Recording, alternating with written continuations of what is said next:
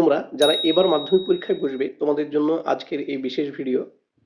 পরীক্ষায় কোন কলম দিয়ে লিখলে পরে ভালো লেখা হবে, কিভাবে পরীক্ষার সময় মেনটেন করা যাবে সেই বিষয় নিয়ে ছোট্ট করে আজকের আলোচনা।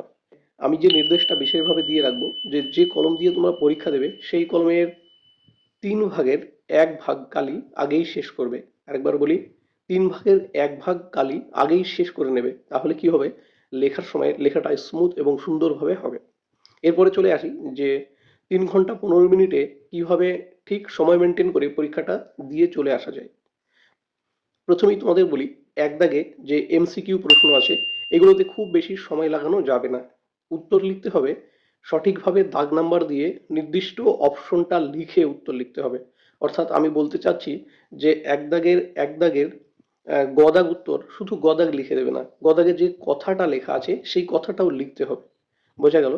2 দাগে যে প্রশ্নগুলো আছে যেগুলো হচ্ছে এসএ কিউ, যেগুলো 20টি শব্দে লিখতে হয়, এখানে অনেক ছাত্রই একটু বিভ্রান্তিতে পড়ে যাও। দেখা গেল 1 নম্বরের প্রশ্ন লিখতে গিয়ে তোমরা 8-10 লাইনও লিখে দিচ্ছ অনেকে। এই ভুলটা কিন্তু করা যাবে না। 1 নম্বরের প্রশ্নের জন্য তোমাকে 20টা শব্দ নির্দিষ্ট করে দেওয়া হয়েছে, তুমি চেষ্টা করবে ওই শব্দের মধ্যেই উত্তরটা রাখতে।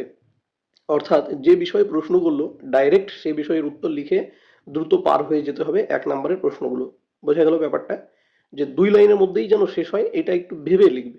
হয়ে গেল 1 নম্বরের এসিকিউ প্রশ্নগুলো। এবার চলে আসলাম 3 নম্বরের প্রশ্নের ক্ষেত্রে। 3 নম্বরের প্রশ্নের ক্ষেত্রে সাধারণত উৎস নির্দেশ করতে বলে, যে কোথা থেকে নেওয়া হয়েছে, ব্যাখ্যা করো ইত্যাদি টিকা জাতীয় প্রশ্ন।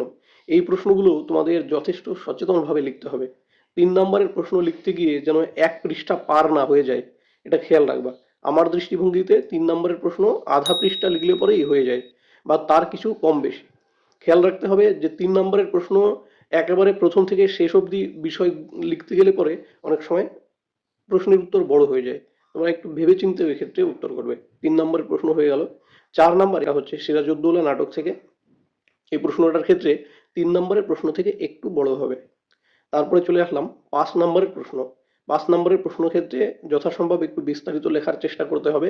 আমি প্রথমেই তোমাদের একটা ব্যাপার এখানেও নির্দেশ দিয়ে রাখি, গল্পের নাম, গল্পকারের নাম, উৎস এগুলো বুদ্ধি করে ঢুকিয়ে দিতে হবে ভেতরে, যে আহ, কোন গল্প থেকে নেওয়া হয়েছে, লেখককে, মূল গ্রন্থের নাম, এগুলো একটু বুদ্ধি করে ভেতরে ঢুকিয়ে দিতে হবে। তাহলে কি হয়, নোটের মানটা ভালো হয়।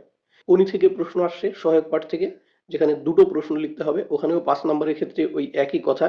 তারপরে চলে আসলো প্রতিবেদন সংলাপ, যেখানে তোমাকে শব্দ সংখ্যা নির্দিষ্ট করে দেওয়া হবে, লিখতে হবে। এরপরে চলে আসলো শেষে যে প্রশ্নটা থাকে, রচনা, 10 নম্বরের। এই প্রশ্নের ক্ষেত্রে যারা ভালো পড়াশোনা করছো তাদের একটু বিশেষ সচেতন হতে হবে। মনে রাখতে হবে বেশিরভাগ ছাত্রই এই প্রথমের প্রশ্নের উত্তরগুলো অ্যাটেম্প করতে গিয়ে শেষের 10 নম্বরের জন্য টাইম আর বিশেষ বেঁচে থাকে না।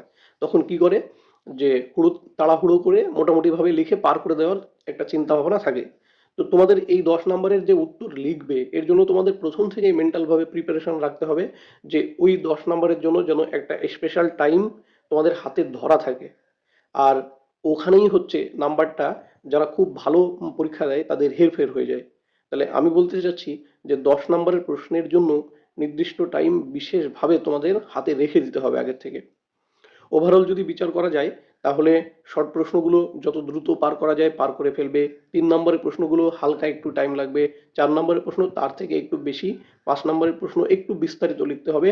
আর স্পেশাল যেটা বললাম, যে লাস্টের যে 10 নম্বরের প্রশ্ন প্রবন্ধ রচনা, সেখানে একটু বিশেষভাবে গুরুত্ব দিতে হবে। তাহলে আজকের ভিডিও এই পর্যন্ত।